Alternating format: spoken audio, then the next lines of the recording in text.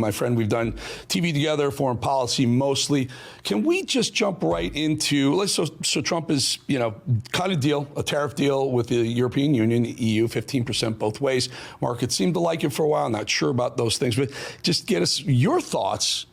Listen, I think my audience knows this is the one area I push back on Trump pretty aggressively. I don't like the idea of tariffs. I'm worried about the free market. But what are your thoughts, and what do you think?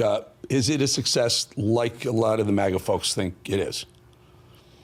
I'm a free marketeer like you. So obviously the tariffs were pretty upsetting for me in the beginning, but I started to quickly see what it was. I mean, I'm a longtime political operative as well. And I could say that safely he did use them as a negotiating tactic. We continue to see it, right? August is looming.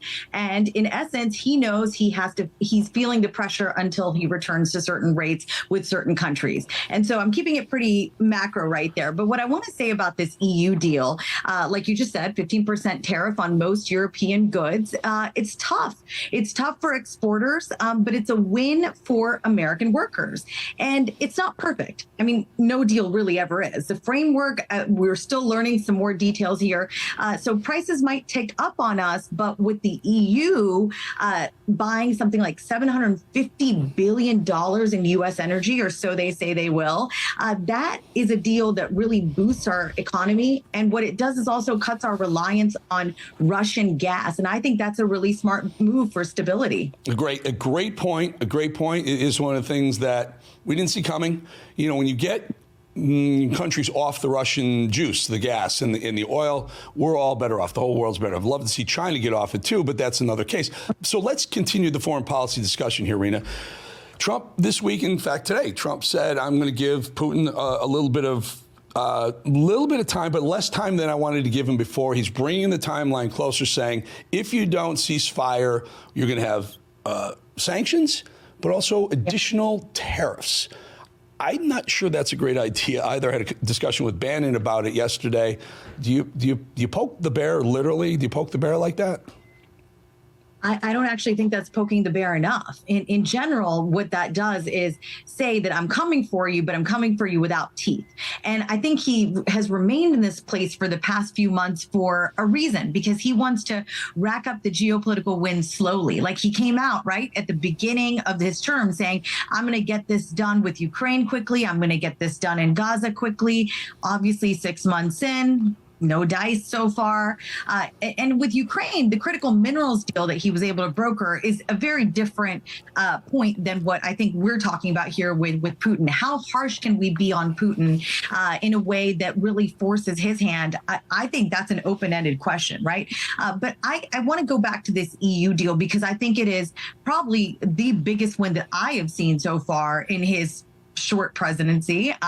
The second term, I was really skeptical on the one hand about what he's going to do with trade, but this geopolitical power play with the EU was something that is just going to have some ripple effects that are really good. I mean, he's protecting not only American jobs, but the European Union's people's, their people's jobs. I mean, I see it a win-win on both sides, but also he's securing some really vital supply chains. I'm talking about medicine, pharmaceutical not included, not just energy, but we don't fully know how good this deal will be because, like I said, the framework is still, we're still learning more about it. But by securing these EU commitments right now to buy American energy, to buy American weapons, what Trump is really doing is strengthening NATO's backbone against Russia. And that's not good for Putin. So what I see here is not surrender, as some Europeans claim. It's a real deal that keeps America leading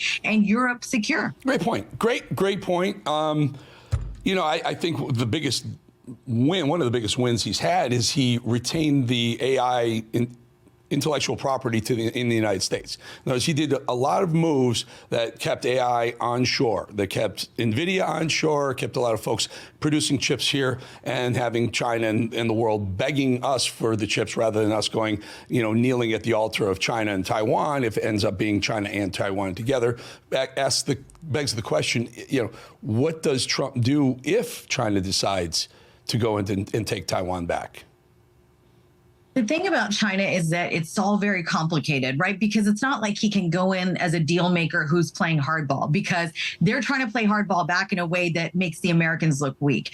Talking about making America weaker, right? China does that in a multitude of ways. They do it with their own geopolitical power plays. So if essentially retaliatory tariffs is all they've got. But you got to look at the purchasing power on both sides, right? We can hurt China in a way that makes sense if we really work with other countries. And that's why, again, I keep going back to this EU deal. It's so much more important than people know, because when we have our allies at the table with us, it becomes that much harder, because what you see Trump doing is leveraging American strength on the one hand, even if it ruffles feathers. Look, the EU wanted 10% tariffs. They got 15%. And they're like, look, we're fine with it. So, I mean, you know this, a former commodities trader, I believe, right? Yep. I mean, you know, deals I'm living in a world where a 15% tariff, which was it was 5% prior, goes to 15, and everyone's celebrating a 15% tariff. Very quickly, 30 seconds, really quickly. Has Netanyahu gone too far for Trump's taste?